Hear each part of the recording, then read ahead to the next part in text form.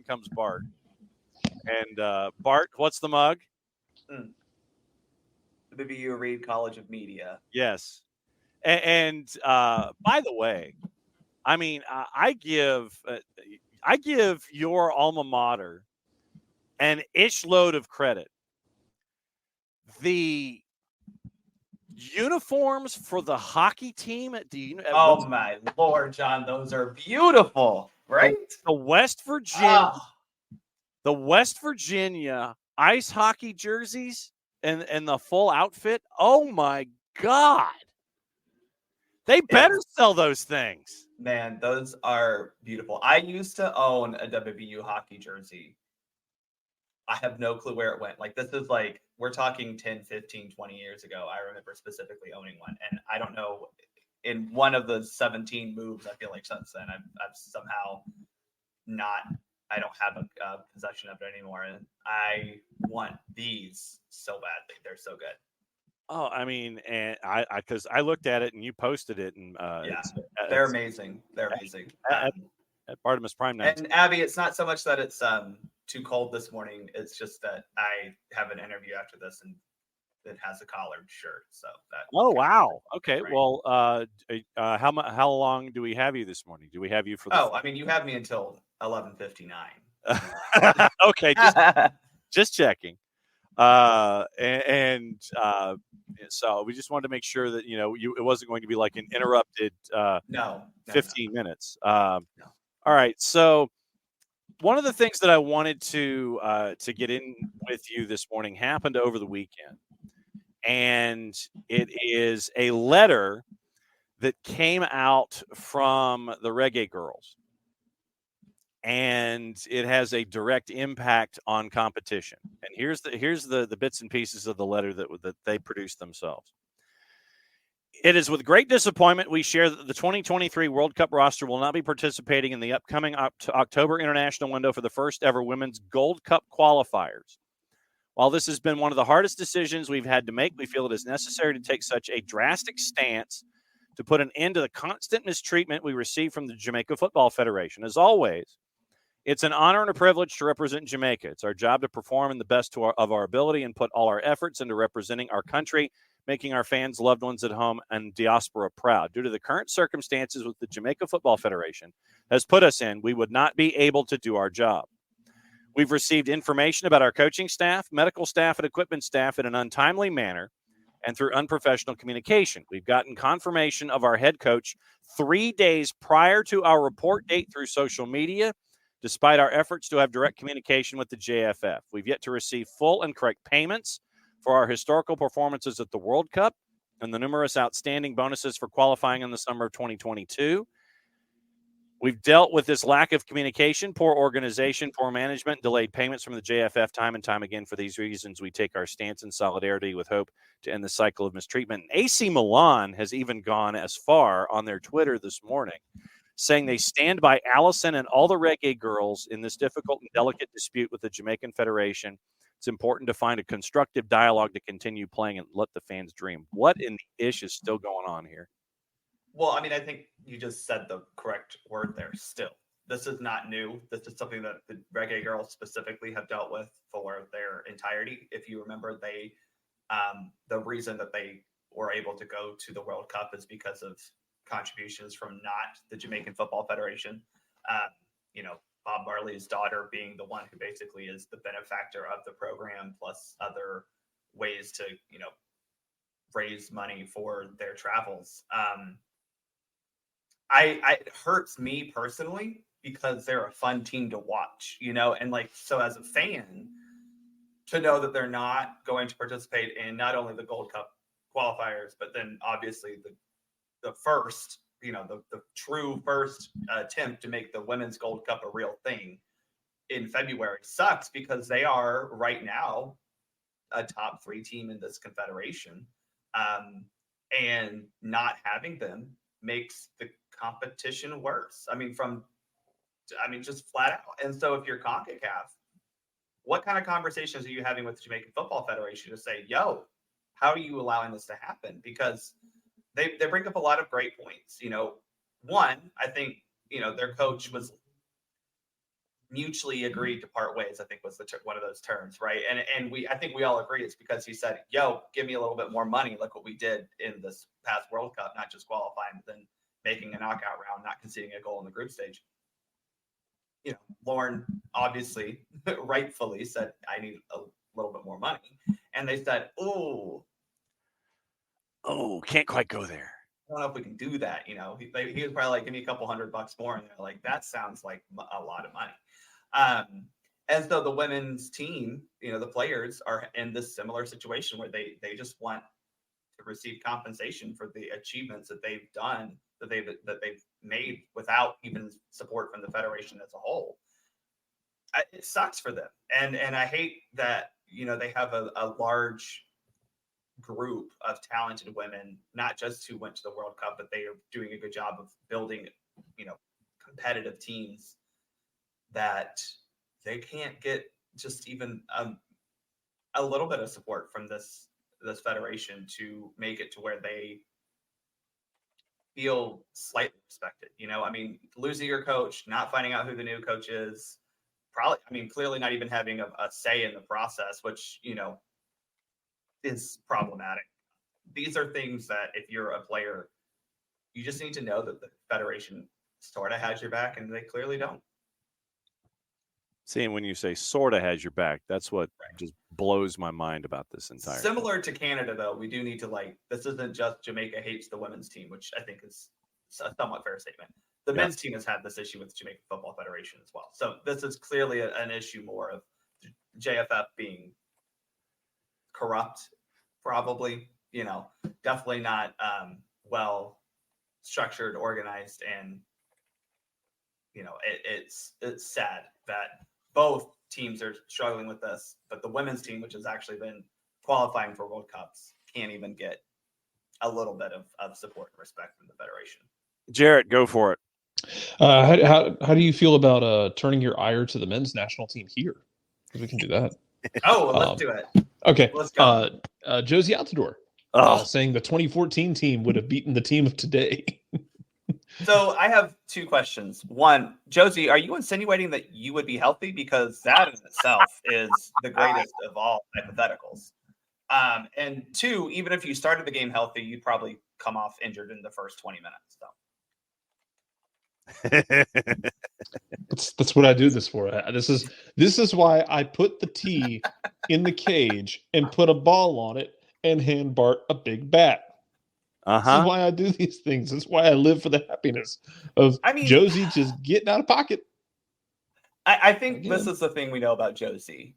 And I think Clint has said this as well. I think what they're trying to do is just get to people to respect their teams more. And I think if you've watched this team for any amount of time, you would understand the talent that was on that 2014 and 2010 teams. But let's go through the lineup because I have it right here. Go for it. In goal, Tim Howard. I think it is very safe to say that Tim Howard is a better goalkeeper than Matt Turner, right? I think that's... Well, but is this in 2014? Yeah. We're not talking 2018 where he was like... No, I agree. Where you launched long distance and it's... He said, I think he specifically won in 2014. So Tim Howard. So 2014, Tim Howard was in the Avatar state. Okay. Yes. So we'll go 2014 modern day. Got it. At right back, Fabian Johnson. Is that better than Serginho Dest? Maybe. I think Dest is probably a more talented soccer player, but, you know, I'll give you a little bit of a push there.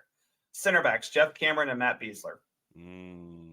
I'm taking any of the combinations we had at the 2022 World Cup or any of the combinations we just saw this past window. Preferably current and old Tim Ream. Come on down. Yeah. Right, exactly. So Tim Ream and Chris Richards, or Tim Ream and Walker Zimmerman, or Tim Ream and CCV, or Richards and Robinson. Richards, like, I think our center backs are definitely better. Outside on the left, DeMarcus Beasley. I love him, but at that age, he was not. In 2014, he wasn't the DeMarcus Beasley who, you know, was starting in Champions League and Europa League games. So I'm going to give that to Jedi. They're very similar players, but Jedi being younger and playing at a better club at this point in time. So I'll give left back to this current team. Okay. This is where we lose it, though. This midfield 4. Okay. Kyle Beckerman, Michael Bradley, Jermaine Jones, and then the last one, Alejandro Bedoya. Whoa. Okay. Now, obviously, this 2022-23 team plays a different shape. Obviously, we're not doing a 4-4-2. We're playing more of we're playing a 4-3-3. Okay. But that midfield 4 versus McKinney, Musa, Adams, or Musa, McKinney, Reyna. Yeah. I know who I'm taking. I would kill to have one of them playing next to 2014 Michael Bradley instead of Jermaine Jones going on vision quests every 5 minutes. Exactly. Like if you had, I'll even give you Bradley and Jones together, but put Gio or Wes in front of them, right? Where like give someone who, give me Bradley attacking. Yeah, give me 2014 Bradley and Tyler Adams together. That sounds great, right? Absolutely. Yeah.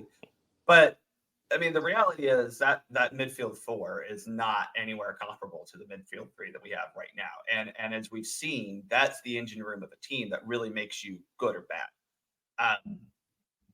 I mean, the midfield it has to go to this current squad. And there are good players. Like that's the thing. There are good players in that 2014 side, but no. I mean, sorry, McKinney, Musa, Adams, McKinney, Musa, Reyna. Sorry, they're better. Up top, Dempsey and Altidore. Now, I think Clint Dempsey, even in 2014, was probably still as lethal as anyone on this team, but his lethal moments would not be as lethal against the backline that we have, or against a guy like Tyler Adams. So that's the problem. Is I think Clint still 2014, he's still very good, but I don't think he is as good as he was in, say, 2010 or in the qualifying cycle leading up to 2014. But it would be good, right? And then Josie absolutely is the striker that he's the enigma that we've always wanted to actually show up. But again, he got hurt, 10 minutes into this World Cup? I mean, Clint scores the opening goal against Ghana, and then Josie gets hurt like in the same 3-minute period. I don't know, Jarrett. Do you think Clint's better? Do you think Clint and Josie are better than the front 3 of Pulisic, Balogun, Weah? Because I don't think so. But I think they're very good, and that's the struggle. I think they're very good. And so here's the thing with Josie. When Josie was actually healthy, Josie was real damn good. I also feel like everyone judges Josie off of 70 minutes against Spain in 2008. Everyone saw that Spain game in 2008 and was like, that's the future right there. And it never came completely true, but it came true in spurts. So, yeah, and then Dempsey was just that kind of cat, though, that would just find a way. Yeah. And to be cliche, sometimes you can't teach that. The guys that just pop up in the right spots and will find a way and score with any part of their body. Like the man hit checked a goal against Portugal. On this roster. I wish we had Clint Dempsey. I wish Pulisic had a little bit of Clint Dempsey in him, where he like you said, he just popped up and scored. Or a little bit of Texas. Julian Green off the top, bro. Oh, God. No. Speaking of the prince that was promised. No Landon Donovan in this squad, right? Like that's the other thing is if we're looking at 2014, we have to take the World Cup. No Landon Donovan. I will give Josie that 2014 team was decent, okay, but the talent. I'm sorry, and he's like, well, individually they're more talented. Yes, they are, and that is going to make the team better, Josie. Like at maybe 2 positions. Is the 2014 team better than this 2023 squad? And one of those is goalkeeper, which is not, it's still not quite a push because I think Tim is much better than Matt Turner. But when it comes down to the impact a goalkeeper has on a game, they're going to be comparable. I think the only thing that negates the talent of the 2023 squad to help that 2014 team is that Jurgen Klinsmann would just play bunker ball because he's not an actually good attacking progressive tactician, and he would just bunker, and that would slow down this 2023 attack because we know that the Berhalter system is not quite figured out how to break down a low bunker. But that's not because Jurgen Klinsmann's a brilliant tactician. That's because he's a coward. He doesn't like to actually push the agenda and do the things that he promised. For more on this, let's go to Jason Longshore. Man.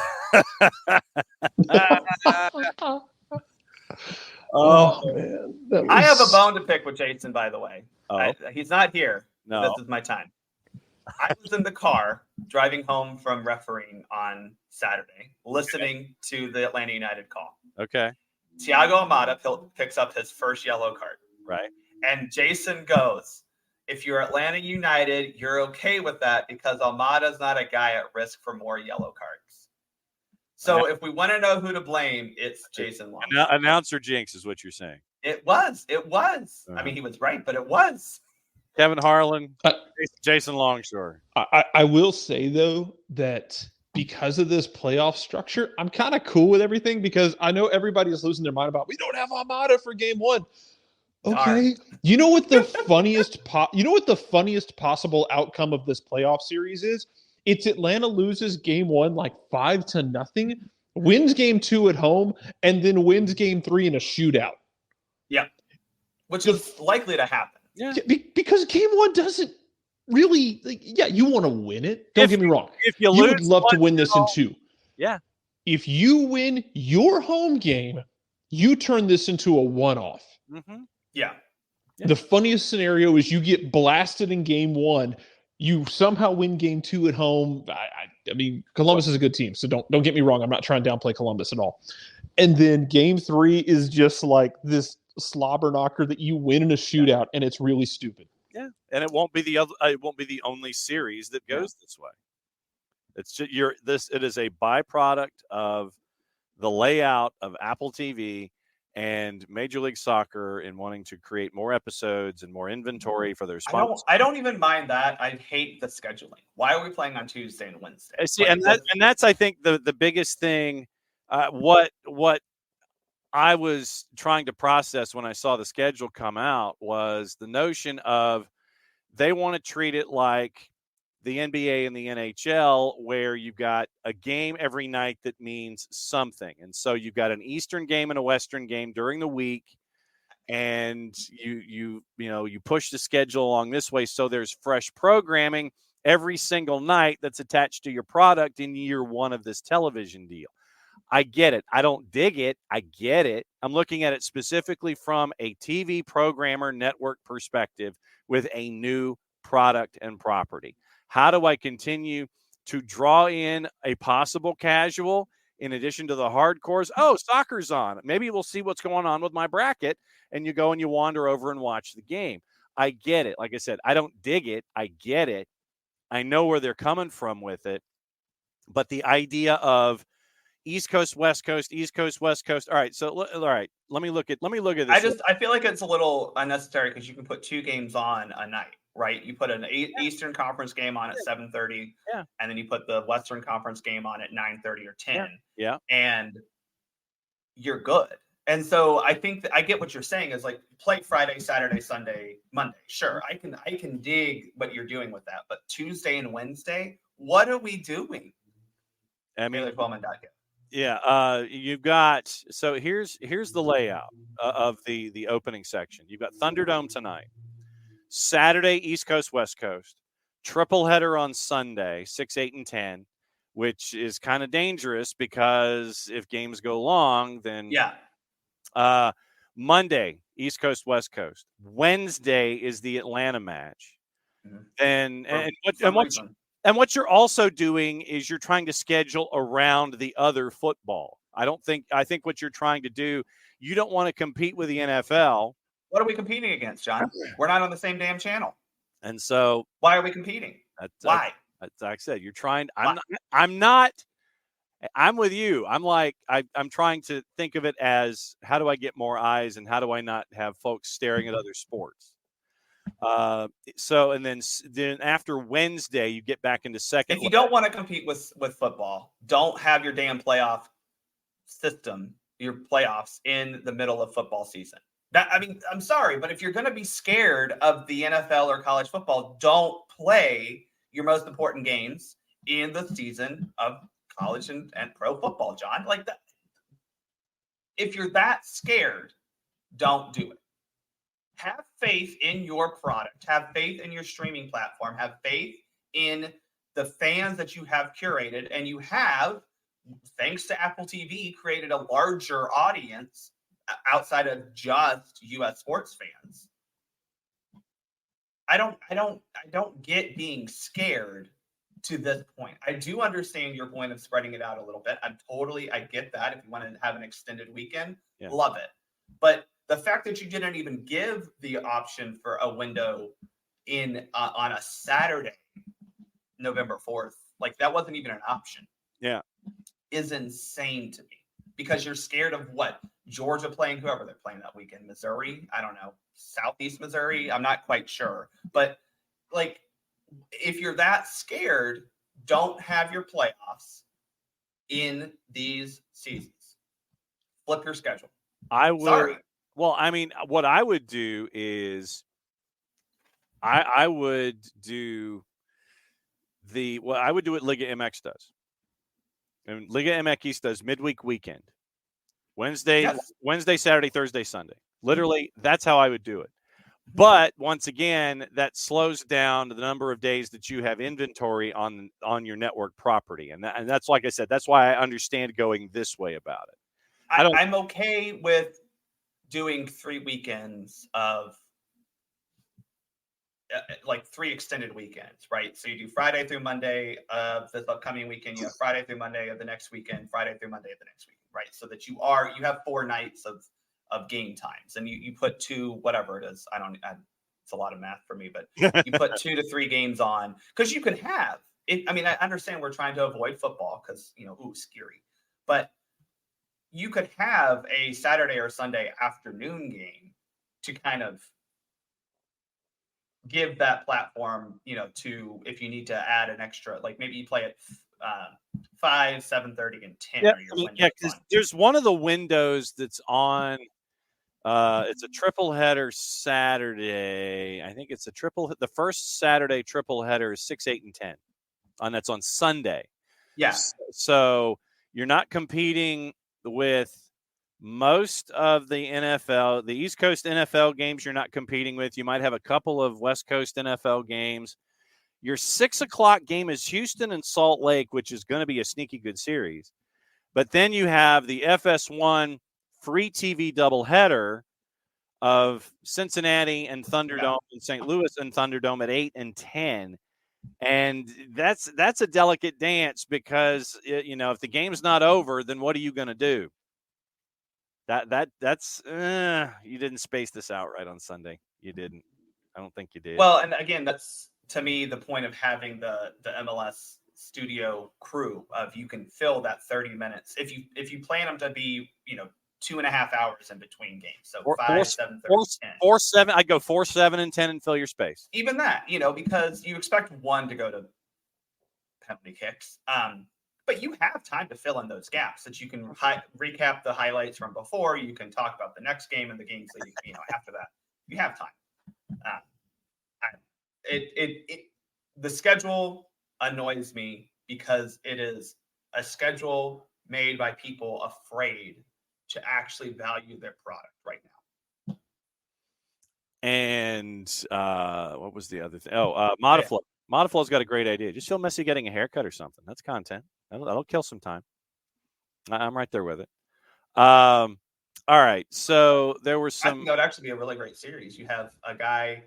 A lot of these teams have personal barbers, and you bring in a TV crew there and film a couple of guys getting their hair cut and just talk to them while they're doing it. I think they did that with Joseph at one point a couple of years ago. Yeah. That's your series, like, that's the whole. You do one of those a week throughout the season, throughout the whole year, and I mean, that's pretty decent content. Los Berlados de los Atléticos, so something like that. Barbers of the Stars. Barbers are the players. Anything else in reffing down here other than announcer jinxes come across your path this week? So actually, one thing I forgot to share this with you because I wanted to talk to you about it. But a friend of mine, shout out Drew from Illinois, he was talking. He sent me a couple of links regarding a referee error, but also referee fix in a state playoff game. Okay. Goalkeeper saves a shot from outside the box. Goalkeeper saves it, kind of traps it on the ground. Everything clears out. He stands up. The ball's at his feet. He dribbles toward the top of the box. An attacking player comes to, get the ball from him. He picks it up. The referee blows his whistle for essentially a double touch. Gives the player, the goalkeeper, a red card. Okay. And gives the other team a penalty kick. So, my friend Drew sends me this. He's like, "This doesn't seem right." And I'm reading it. I'm like, "Yeah, there's a lot of issues here." Essentially, I think the crux of this was, why was the goalkeeper penalized for basically what amounts to a violation because of the double touch, right? So the call was he had picked the ball up, he had controlled the ball with his hands when he saved it. He put the ball down, dribbled it, and then picked it up again. Okay. That was what the referee called. Got it. Had to explain to him the idea of what control for a goalkeeper is now, which means one hand on or above the ball with the ball on the ground, right? So that's what we talk about with control, because we don't want attacking players to kick the goalkeeper's head off, which has happened to me once or twice. So if you wonder why I am the way I am, it's because I got kicked in the head once or twice as a goalkeeper. Okay. So the referee deemed that the goalkeeper had control of the ball when he went down to make the save, right, and collected it. And it's very similar, the goal. You dive, the ball's here, your hand's kind of like on it, but not really. You've seen Brad make this save a million times in warm-ups. And he gets up, dribbles, picks it up again. So double touch. Problem is, one, it should not have been a penalty kick. Mm-hmm. That, in the laws of the game, is a violation on the goalkeeper, which is just an indirect free kick inside the box. So chaos. Let's do that again. Secondly, that's not a red card situation.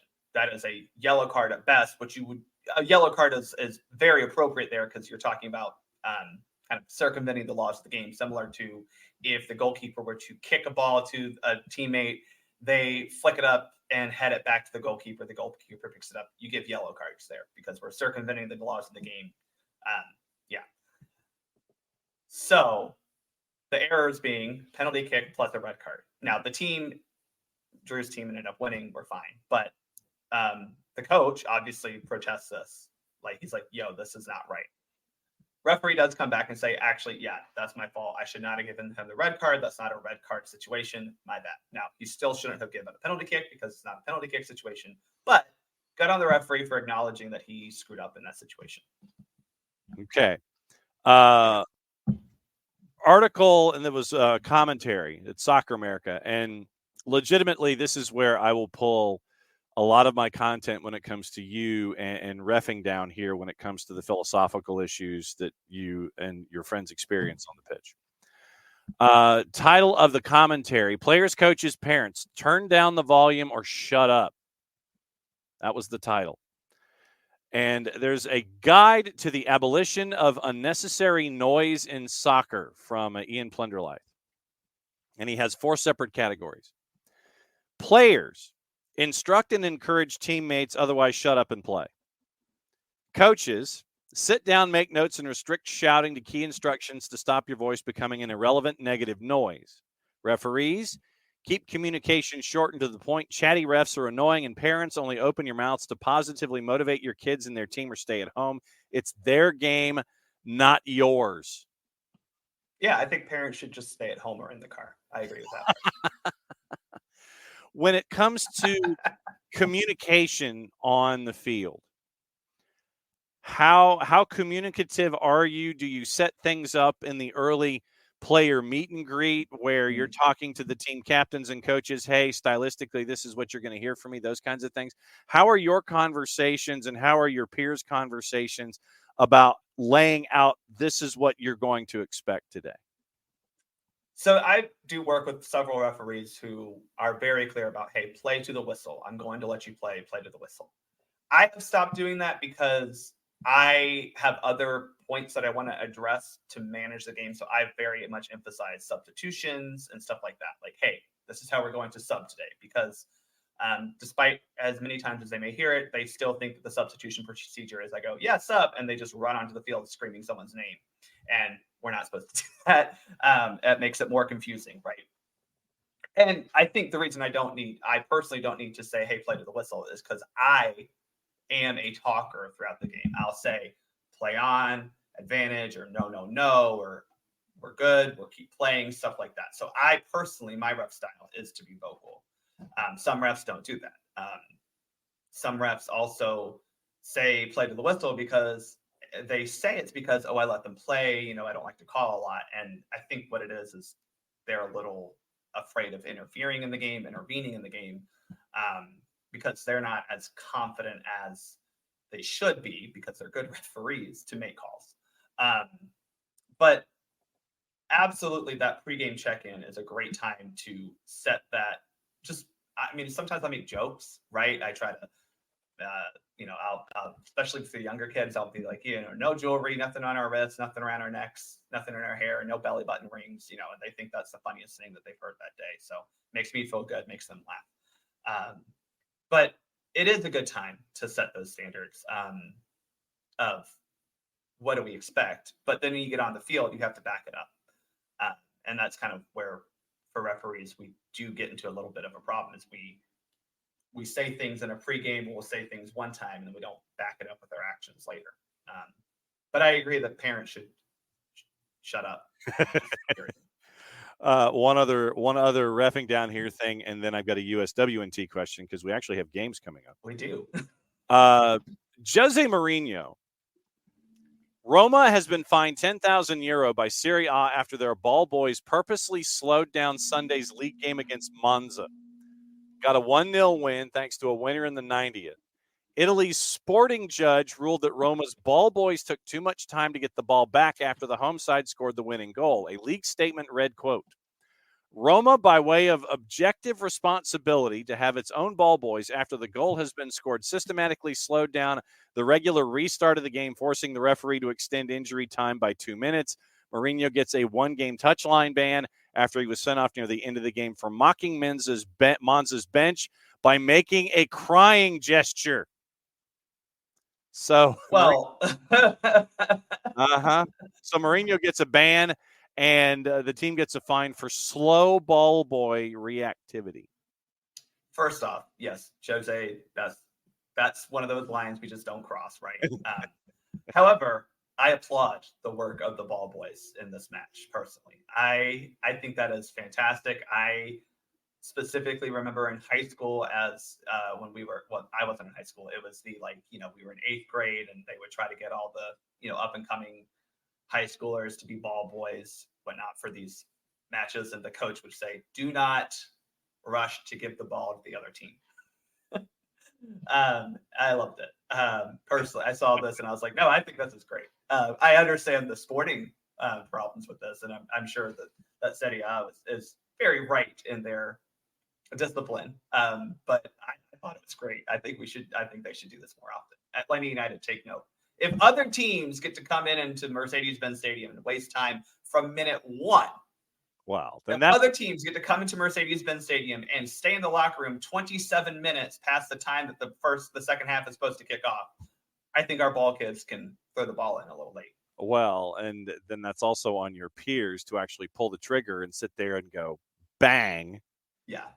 Gentlemen, you're late or you're wasting time, and 7 seconds, this is a lot more than 7 seconds, all that kind of stuff. So you need peers who are not afraid to pull the trigger and set a precedent for those kinds of individuals. Sometimes you need a little bit of Joe Dickerson in you. Not afraid to get the yellow card. Careful now. Listen, he did fine on Saturday. Like, the yellow cards to Almada were, I'm sorry, they were. The first one was a perfectly fine. Like, that's a yellow card. And to Jason's point, like, you're fine with that. Like, hey, we're stopping a promising attack. Let's give that yellow card. The second one was like, what are you supposed to do? Yeah, well, it was stupid. So there you go. USA Colombia Thursday, Sunday at Rio Tinto and at Snapdragon. You've got a camp that's got 11 billion people in it. Let's see, 15 and 12 is 27. Yeah, a lot of World Cuppers here, but at the same time, you have Casey Kruger, Becky Sauerbrunn, Vignola, Sam Coffey, Olivia Moultrie, Mia Fischel, Ashley Hatch, Midge Purse, Jaden Shaw as a part of this camp. Yeah, I'm appreciative of kind of expanding the camp a little bit, because why not? This has kind of always been my theme. If the federation can afford it, because obviously, like, every person you add is another mouth to feed, literally. I like that. Obviously, you're bringing Becky Sauerbrunn back into the fold. I think this is. I'll be honest. I'm surprised this isn't a farewell match for her, and not that I don't think she's good, but she is aging. She missed the last World Cup. 38. I think, I think it's time to start asking her when she wants that send-off match to be, because you have center backs ready to go. You've got, Naomi Garman's, she's there. She is. You still got Alana Cook, who the president of the Naomi Gurma fan club, Bart Keeler. Yeah.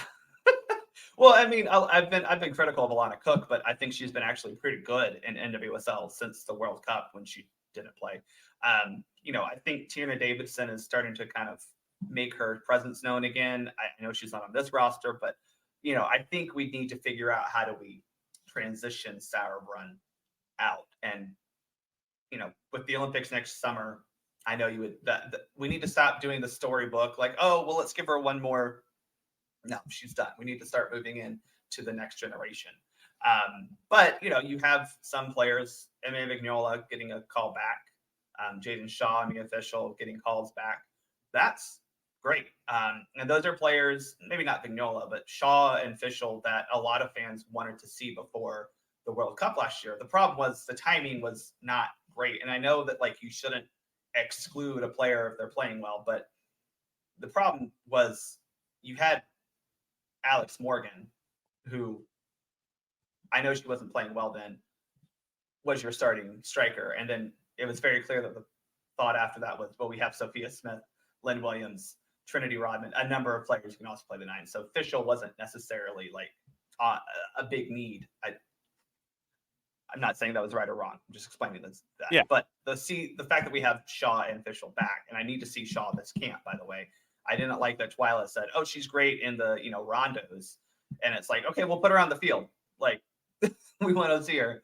But it's good. I mean, Olivia Moultrie, the youngster who has been, it seems like she's been playing for 10 years now. I know. She's like 17, 18. Yeah. Good to see her in there, as well as Sam Coffey, who, by the way, the only NWSL MVP finalist not to go to the World Cup. That was a little fishy.